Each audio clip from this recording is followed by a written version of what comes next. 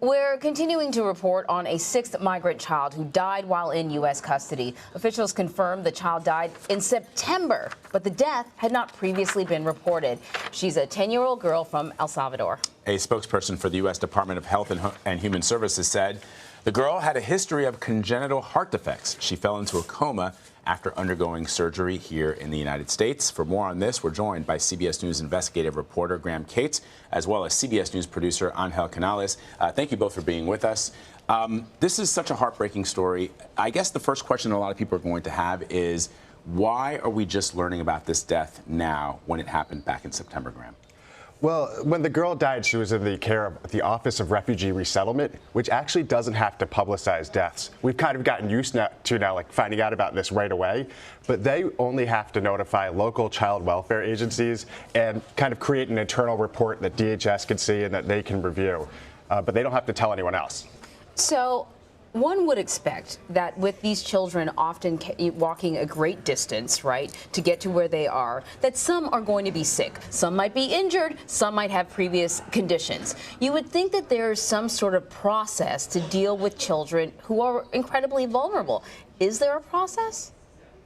Well, there is. You know, that's why OR comes into place, right? That's why the other previous deaths have been an issue, like the recent one, because OR hasn't been involved, right? There could have been a potential, help, more proper care. So yes, there's a protocol, but just like Graham was saying, nobody was notified. I just found out from the General Counsel of Salvador that he had no idea about what happened, and that people were calling him saying that they wanted answers. So it's something that HHS and OR is supposed to provide care for these children, and it's a really good question that we were trying to get to the bottom of it. Yeah.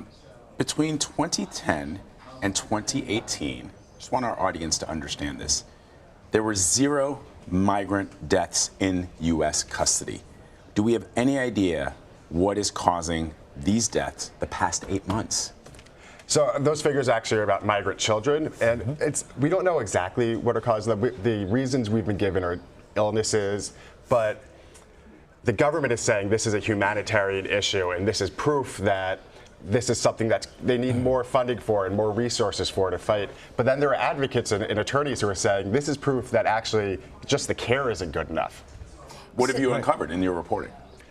Now we're only getting the information that we're being provided from the government, which is that people are getting sick and they're dying, but we don't know necessarily what exactly is involved with the care. We know for the most recent death on Monday that the child had gotten the flu but had never been brought to the hospital, for instance. And they gave him Tamiflu, right? Which is where OR comes into place, right? Because he was there for 6 days, and he could have been, they're supposed to return them to within 72 hours to ORR, and they provide better care for this child. Okay. That's why ORR. Why was he there for 6 days?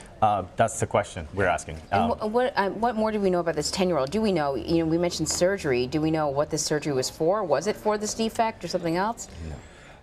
Yeah, all we have is this really basic information. Right. She had a congenital heart defect. During the surgery is when she went comatose and ultimately had to be put into palliative care. And we also don't know how long she was in government custody, period. So we know her ORR timeline, but they get children from other agencies, and we don't know whether she got sick in another agency's care or just even when she got into their care. Are we hearing it all on health? Sorry, you were going to say. No, sorry, I was just going to say the most sad thing about this case is that she only had 3 days with the family after being for 8 months in custody. That's the sad part, that a lot of people are asking questions, why did this, So why only 3 days? that follows to my question. You say a lot of people are asking questions about this. What are members of Congress saying?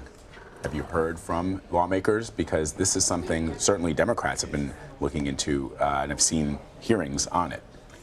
Yeah, yesterday, Joaquin Castro, who's the chair of the Congressional Hispanic Caucus, said that he wants an inquiry into this immediately. He said he's going to demand more information. And as the deaths have gone on, this has really become a little bit of a wave, and we've heard from more and more lawmakers saying we want to know about the medical care for children. So, but I mean, these are tragedies with children, and our heart breaks because we know these kids did not put themselves in that position by choice. But these aren't the only problems they're dealing with. You mentioned this flu outbreak. Right. What else is going on? Well, I mean, right now, the flu outbreak is the one thing that's like troubling, for CBP right now, which they have been able to handle. I mean, they clean in the Rio Grande Valley. They have been able to clean most of the facilities. They have put people in isolation to make sure that others don't get sick. But they're doing daily trips, 69 daily trips to hospitals or urgent care for migrants, general population. So there's an overcrowding situation, as they say, and they're like trying to do everything they can at their best, as they continue to say. Wow. It's unbelievable. I know, Angel, that you and your team and Graham, you all have been working on this really, really hard. I know Omar Villafranca has been on the front lines, as has Maria and Adriana. There have been so many of our reporters uncovering this, and you sort of got this information right before the evening news last night, and were able to share it first on CBS. So thank you very much for the work that you guys are doing. It just breaks your heart. And the fact that she only had a couple of days with her family. That's why you got to shine a light on it, right? Indeed. Thank you. Thank you very much.